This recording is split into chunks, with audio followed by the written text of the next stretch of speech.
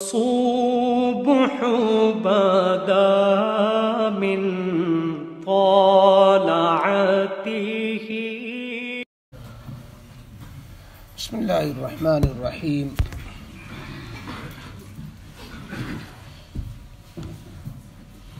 چھٹے پارے میں چوتھا رکوع سورہ المائدہ کا 24واں اور آخری رکوع چل رہا ہے، اور سورہ نساء کا 24واں اور آخری رکوع چل رہا ہے. سورہ النساء کی آخری آیت ہے، آخری رکوع میں آخری آیت ہے، آیت نمبر 176. یستفتونک قل اللہ یفتیکم فی الکلالہ. اعوذ باللہ من الشیطان الرجیم. بسم اللہ الرحمن الرحیم. یستفتونک قل اللہ یفتیکم فی الکلالہ ان امرؤ هلك ليس له ولد وله أخت فلها نصف ما ترك وهو يرثها إن لم يكن لها ولد فإن كانت اثنتين فلهما الثلثان مما ترك وإن كانوا إخوة رجالا ونساء فللذكر مثل حظ الأنثيين يبين الله لكم أن تضلوا والله بكل شيء عليم. صدق اللہ العظیم.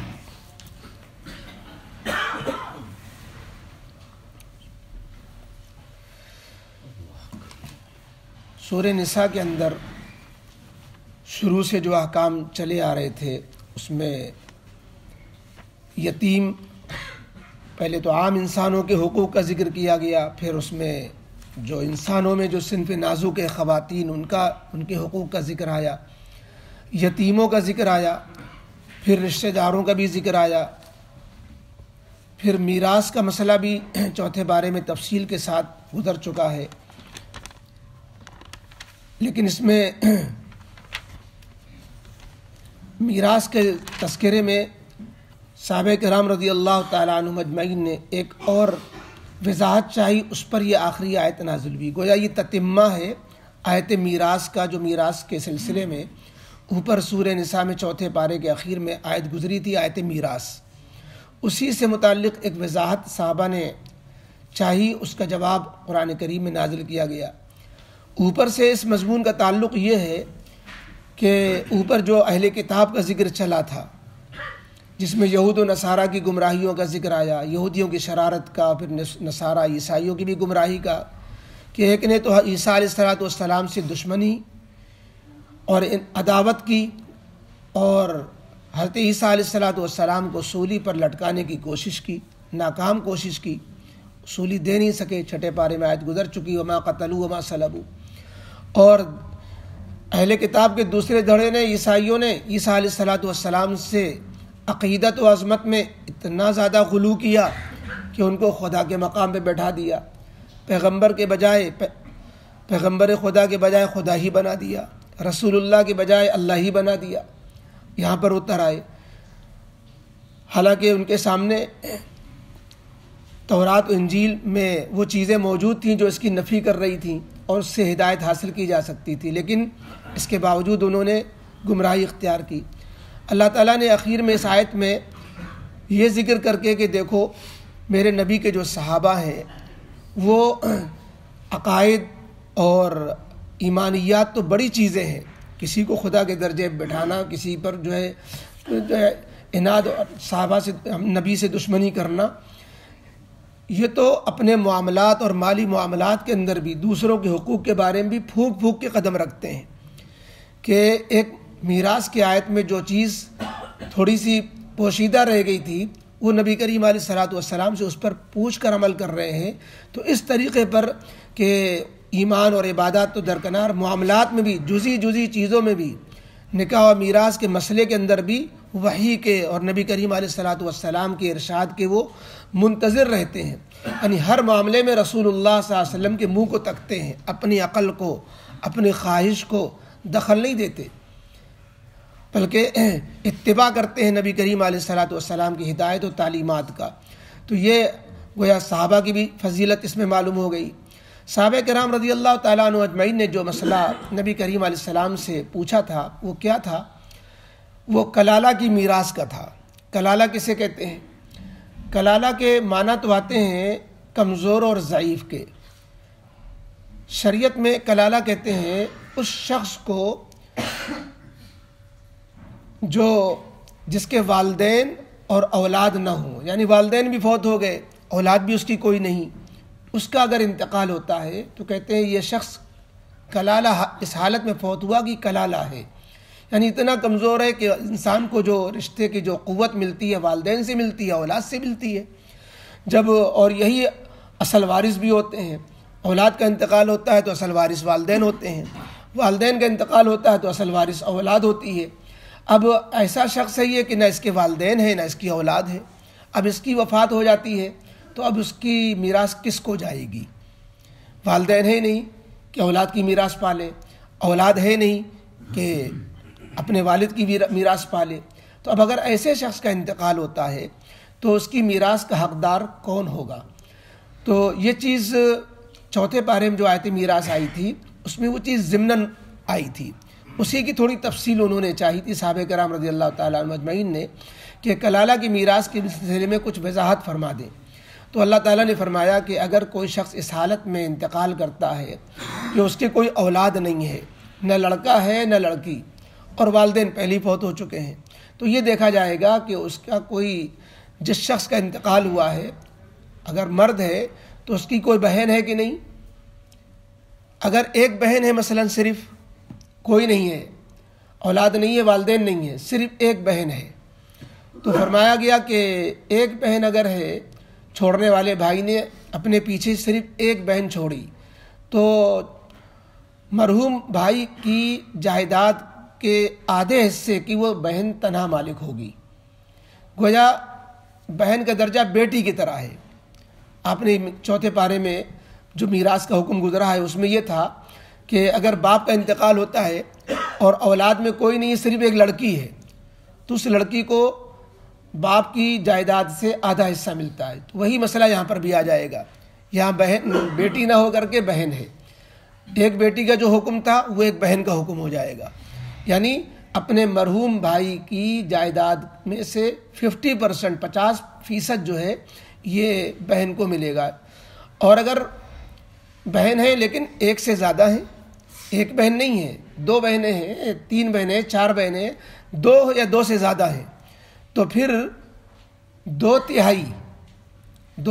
یعنی فیصد و پرسنٹیج سے 66.5% یہ مرحوم بھائی کی جائیداد ان 2 بہنوں یا 2 سے زیادہ بہنیں برابر بانٹ لیں گی۔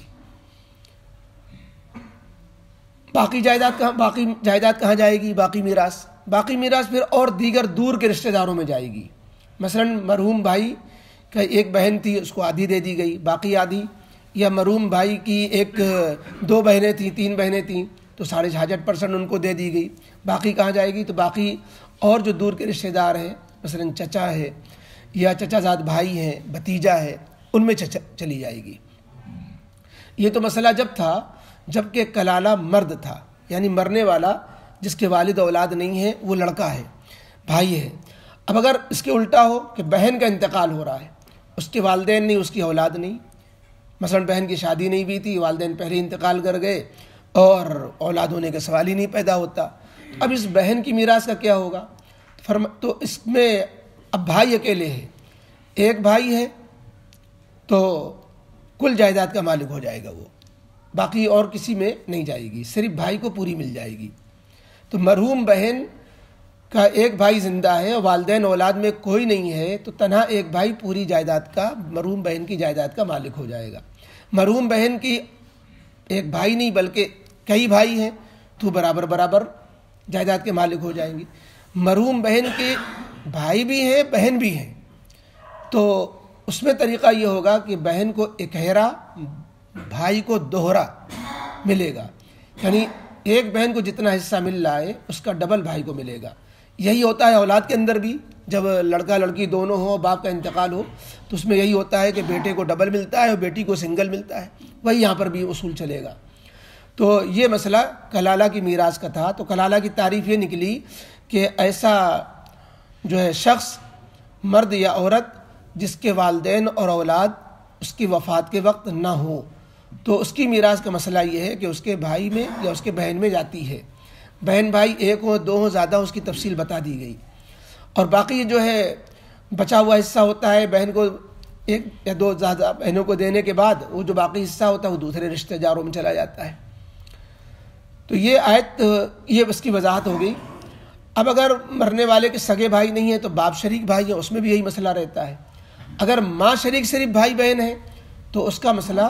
چوتھے پارے میں آ چکا ہے کہ ان کو پھر چھٹا حصہ ملتا ہے، باقی جو ہے دوسروں کو ملتا ہے۔ اگر صرف ماں شریک بھائی بہن ہے تو اس میں یہ اصول نہیں چلتا کہ جو ہے بھائی بہن کو جو ہے بھائی کو ڈبل اور بہن کو سنگل، بلکہ ان کو صرف چھٹا حصہ دیا جائے گا، چھٹا حصہ بہن کو بھی، چھٹا حصہ بھائی کو بھی، اور باقی پھر جو ہے چچا میں، چچا زاد بھائیوں میں اور ان میں دیگر لوگوں میں جاتا ہے اگر دور کے جو رشتہ دار ہوتے ہیں۔ اللہ تعالیٰ نے فرمایا کہ یہ مسئلہ صحابہ نے پوچھا، نبی کریم علیہ السلام سے پوچھا، اور اس پر اللہ تعالیٰ کی طرف سے وحی نازل ہو گئی۔ یہودیوں نے اوپر آیتوں میں گزرا تھا کہ اعتراض کیا تھا کہ یکجا تورات کے طریقے پر قرآن کیوں نہیں اترا، کہ تورات ایک ساتھ آئی، قرآن ایک ساتھ جو ہے کیوں نہیں آیا، تھوڑا تھوڑا کر کے کیوں نازل ہوا۔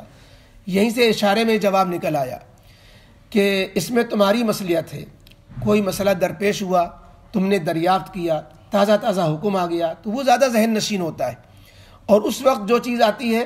اس کو سمجھنے کے لیے طرف ذہن بھی تیار رہتا ہے کہ یہ مسئلہ درپیش ہوا ہے، دیکھیے کیا وحی نازل ہوتی ہے، کیا حکم آتا ہے، تو اس کو سمجھنا بھی آسان ہوتا ہے، اس پر عمل کرنا بھی آسان ہوتا ہے، اس کا انسان منتظر بھی رہتا ہے، جو چیز انتظار اور طلب کے بعد ملتی ہے تو وہ زیادہ اس کی قدر ہوتی ہے۔ تو اس طرح وحی کی قدردانی بھی اسی طرح صحابہ کرتے رہے کہ موقع بہ موقع اللہ تعالیٰ کی طرف سے احکام آتے رہے اور وہ ذہن میں بٹھاتے رہے، اس کو یاد کرتے رہے۔ تو اس کا گویا قرآن کریم کا جو انداز ہے سبقن ہے، اور بیچ بیچ میں ضرورت کے تحت میں ہے، تو یہ ضرورت جو آن پڑی اس کی وجہ سے اللہ تعالیٰ کی طرف سے یہ حکم آ گیا۔ تو یہ مصلحت ہے قرآن کو تھوڑا تھوڑا نازل کرنے میں۔ تو یہ اس وجہ سے اخیر میں اللہ تعالیٰ نے گویا اشارے میں جواب بھی دے دیا اس سوال کا جو پہلے جواب جس کا دیا جا چکا، کہ یہودی اعتراض کرتے تھے کہ تورات ایک بارگی آئی تھی، قرآن ایک بارگی کو نازل نہیں ہوا۔ تو اس کی مصلحتیں بہت ساری ہیں، اس میں سے ایک مصلحت یہ بھی تھی تاکہ تمہیں جو موقع پہ تمہیں جو سوال کرو تو اس پر اللہ تعالیٰ کی طرف سے تازہ بتازہ وحی آتی رہے، تاکہ تم اس کو قدردانی کے ساتھ اس پر عمل کرتے رہو۔ فرمایا یستفتونک، اے نبی علیہ السلام، صحابہ آپ سے کلالہ کے حکم کے بارے میں کچھ وضاحت چاہتے ہیں، سوال کرتے ہیں۔ استفتاء مانے فتویٰ طلب کرنا۔ یستفتونک، صحابہ آپ سے فتویٰ طلب کرتے ہیں۔ قل اللہ یفتیکم فی الکلالہ، اے نبی علیہ السلام آپ کہیے کہ اللہ رب العزت تمہیں کلالہ کے مسئلے میں تمہیں یہ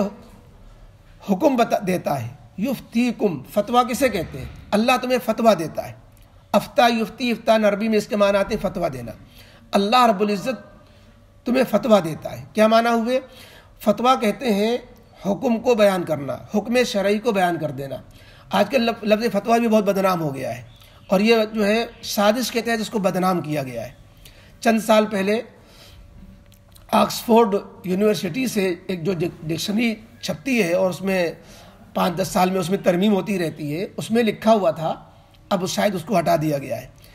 فتوے کی تعریف میں لکھا تھا کہ فتویٰ کے معنی آتے ہیں کسی کی گردن مارنے کا حکم دینا۔ یہ فتوے کی تعریف لکھی تھی اس میں، اور پھر اس میں آگے لکھا تھا جیسے خمینی نے سلمان رشدی کے گردن مارنے کا حکم دیا۔ یہ وضاحت میں مثال لکھی ہوئی تھی اس میں۔ تو انگلینڈ کے ایک صاحب نے یہ بتایا کہ آکسفورڈ یونیورسٹی سے جو ڈکشنری شائع ہوئی ہے، تازی نیا ایڈیشن آیا، اس میں یہ بات لکھی ہوئی ہے۔ اب بتائیے لفظ فتویٰ دیکھ کر کے آدمی بدکے گا نہیں گا تو کیا ہوگا؟ جب آدمی فتوے کے معنی دیکھے، کوئی بھیانک حکم دے دینا، کوئی غلط جو ہے آرڈر دے دینا، کوئی جو ہے کوئی جیسے غزوہ ہند کو بدنام کر دیا کہ صاحب فتویٰ دے دیا اور یہ ہو گیا، لوگ ڈرنے لگ گئے۔ تو فتوے کے معنی یہ نہیں آتے ہیں، فتوے کے معنی آتے ہیں پوچھے گئے سوال کا جو شرعی حکم بنتا ہے وہ بتلا دینا۔ نکاح کا مسئلہ پوچھا جائے، نماز کا مسئلہ پوچھا جائے، جو ہے طلاق کا یا کوئی مسئلہ پوچھا جائے، کاروبار کا کوئی مسئلہ پوچھا جائے، تو جو پوچھا گیا ہے مسئلہ، تو اس سوال کا جو شریعت میں حکم بنتا ہے اس کو واضح کر دینا۔ تو حکم کو بتلا دینے کا نام فتویٰ ہوتا ہے، تحریری بھی ہوتا ہے فتویٰ، اور زبانی بھی ہوتا ہے۔ تو اس لیے اللہ تعالیٰ فتویٰ دیتا ہے۔ اس میں اللہ تعالیٰ نے شان بڑھا دی اہل علم کی جو فتویٰ کے کام میں مصروف ہوتے ہیں۔ جیسے اللہ تعالیٰ نے حافظوں کی شان بنائی یہ کہہ کر کے انا نحن نزلنا الذکر و انا لہ لحافظون، سب سے پہلے حافظ تو ہم ہیں قرآن کے، بعد میں ہم نے بندوں کو اپنا حافظ بنایا قرآن کا۔ تو ایسے ہی یہاں پر فتوے سے اللہ نے شان بڑھا دی فتویٰ دینے والوں کی کہ اللہ فتویٰ دیتا ہے، یعنی وہ عمل ہے کہ اللہ رب العزت بلا واسطہ، اور بندے جو فتویٰ دیتے ہیں وہ قرآن و حدیث کے واسطے سے، ان کے لیے قرآن کی حاجت ہے، حدیث کی حاجت ہے، قیاس و حجت اور اجماع کے صحابہ کے اقوال و افعال اس کو سامنے رکھ کر کے لوگ فتویٰ دیتے ہیں، اور اللہ اپنے علم سے فتویٰ دیتا ہے، اللہ کو کسی واسطے کی ضرورت نہیں۔ تو اللہ فتویٰ دیتا ہے تمہیں کلالے کے مسئلے میں۔ وہ مسئلہ کیا ہے کہ ان امرؤ ہلک، اگر کوئی شخص مر گیا، لیس لہ ولد، جس کی کوئی اولاد بھی نہیں ہے، اور یہاں پر بطور تشریح کے جیسا کہ حدیث میں کہ والدین بھی نہیں ہیں، ولہ اخت، اور اس کی ایک بہن حیات ہے، فلہا نصف ما ترک، اب اگر ایک بہن حیات ہے تو اس کا حکم یہ ہے کہ اس کو مرحوم بھائی کی چھوڑی ہوئی جائیداد کا نصف حصہ ہوگا، فلہا نصف ما ترک، مرحوم بھائی کی چھوڑی ہوئی جائیداد کی نصف حصہ ہوگا اس جو بہن حیات ہے، ایک بہن حیات ہے اس کے لیے، وہ ہوا یرث۔ اگر اس کے الٹا ہے اب اس کو بتایا جا رہا ہے کہ اگر بہن انتقال کرتی ہے اور اس کا ایک ہی بھائی ہے تو وہ بھائی جو ہے ہوا یرثھا، وہ ایک بھائی وارث ہوگا بہن کا، ان لم یکن لہ ولد، اگر اس بہن کی کوئی اولاد نہیں ہے، تو بہن اس حال میں مری کہ اس کی کوئی اولاد نہیں، والدین نہیں، اور اس کا ایک بھائی ہے، تو وہ بھائی پوری جائیداد کا وارث ہو جائے گا، یہ نصف کا نہیں بلکہ پورے کا۔ اب اگر بہن ایک سے زیادہ ہیں تو اس کا مسئلہ بتاتے ہیں کہ مرحوم بھائی کی جائیداد جس کے پیچھے ایک سے زیادہ بہنیں ہیں، دو ہو یا دو سے زیادہ، فإن كانت سنتین، پس اگر دو بہنیں ہوں مرحوم بھائی کی، دو بہنیں حیات ہوں، فلہم الثلثان مما ترک، تو ان دو بہنوں کے لیے، دو سے زیادہ ہوں تو اس کا بھی یہی مسئلہ ہے کہ ان کے لیے 2/3 ہوگا، 66% مما ترکا، اس جائیداد میں سے جو مرحوم بھائی نے چھوڑی۔ اور اگر بہن بھائی دونوں ہیں، دونوں قسم کے لوگ ہیں، بھائی کا انتقال ہوا یا بہن کا انتقال ہوا، اور پیچھے جو ہے والدین اولاد تو نہیں ہیں لیکن بھائی بہن دونوں قسم کے لوگ ہیں، کچھ بہنیں کچھ بھائی ہیں، تو وَإِن كَانُوا إِخْوَةً رِجَالٌ، یا ایک بھائی ایک بہن ہے مثلا، تو بھی یہی مسئلہ ہے کہ وَإِن كَانُوا إِخْوَةً رِجَالًا وَنِسَاءً، اور اگر مرحوم بھائی کے یا مرحوم بہن کے چند بھائی بہن ہو، یعنی ایک بہن ایک بھائی کم از کم ہو، رجالن و نسان، جس میں کوئی مرد بھی ہے عورت بھی ہے، فللذکر مثل حظ الانثیین، تو مرحوم کی جائیداد کا تقسیم کا طریقہ ہوگا کہ فللذکر، مرد کو، مثل حظ الانثیین، 2 عورتوں کے حصے کے برابر، ایک مرد کا حصہ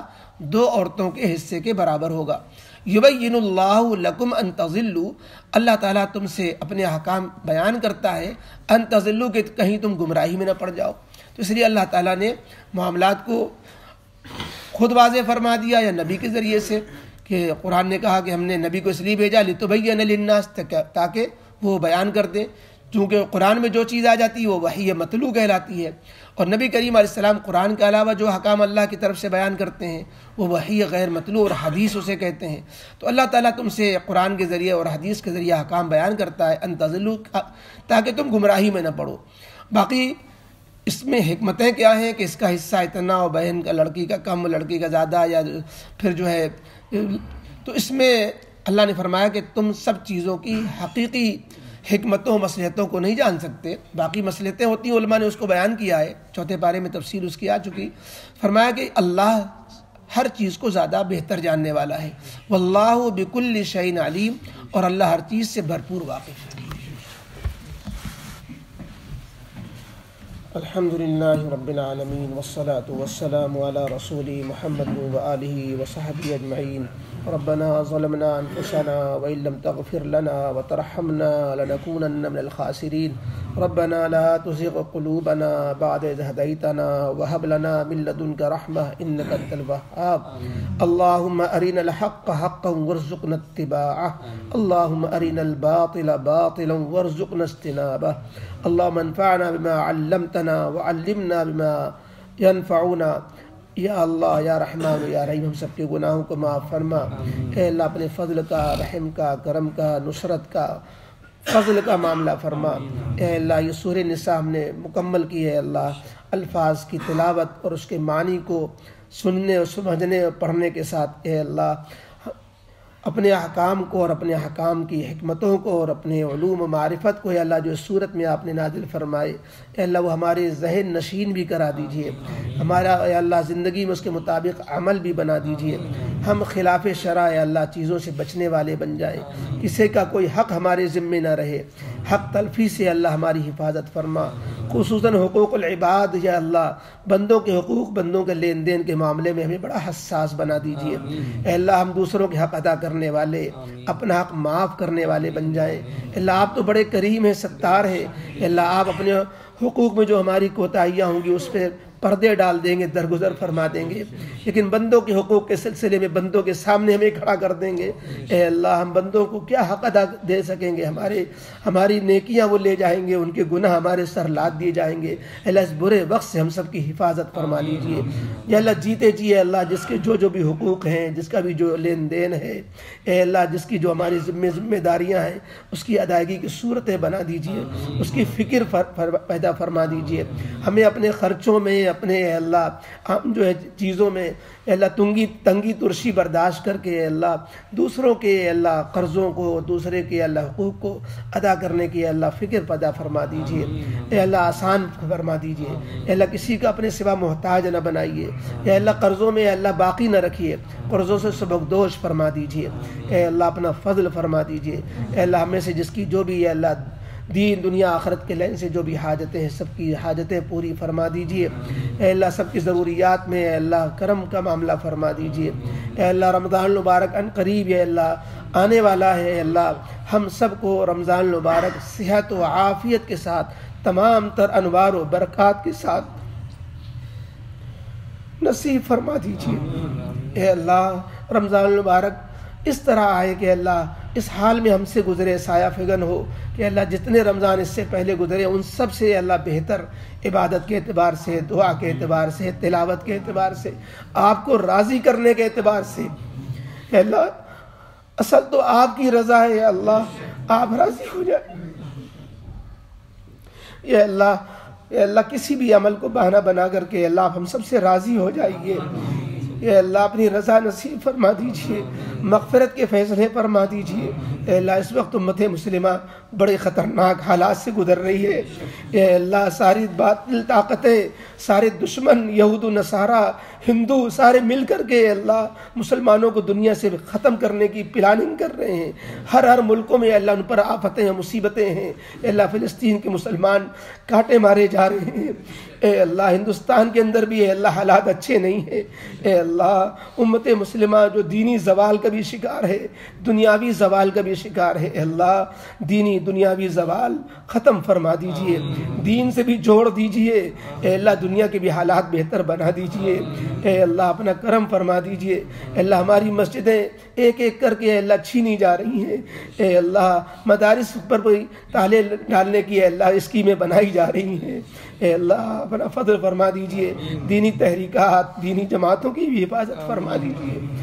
مدارس مساجد کی بھی حفاظت فرما لیجئے، اللہ مسلمانوں کو اسلام کا شعور نصیب فرما دیجئے، قرآن سے دین سے جڑنے والا بنا دیجئے، اے اللہ اپنا فضل فرما دیجئے، اے اللہ ہم میں سے ہر ایک کی اللہ دنیا بھی اچھی بنا دیجئے، آخرت بھی اچھی بنا دیجئے، اے اللہ اس قرآن کریم کی برکت سے، سورت کی برکت سے اللہ تمام بیماروں کو شفا نصیب فرما دیجئے، اے اللہ سب کو اے اللہ رمضان المبارک صحت و عافیت کے ساتھ عطا فرما دیجئے، بیماروں کو اے اللہ شفا عطا فرما دیجئے، جو کسی بھی تکلیف میں مبتلا ہے اللہ اس کی تکلیف کا خاتمہ فرما دیجئے، تمام مرحومین مومنین مومنات کی مغفرت فرما دیجئے، اے اللہ اپنے فضل و کرم سے اپنا نیک بندہ بنا لیجئے، اپنا نیک بندہ بنا لیجئے، نیک بندوں کے ساتھ ہم سب کا حشر فرمائیے، اللہ دونوں جہان کی بھلائیاں نصیب فرمائیے، ربنا تقبل منا انك انت السميع العليم وتب علينا انك انت التواب الرحيم، سبحان ربك رب العزة عما يصفون وسلام على المرسلين والحمد لله رب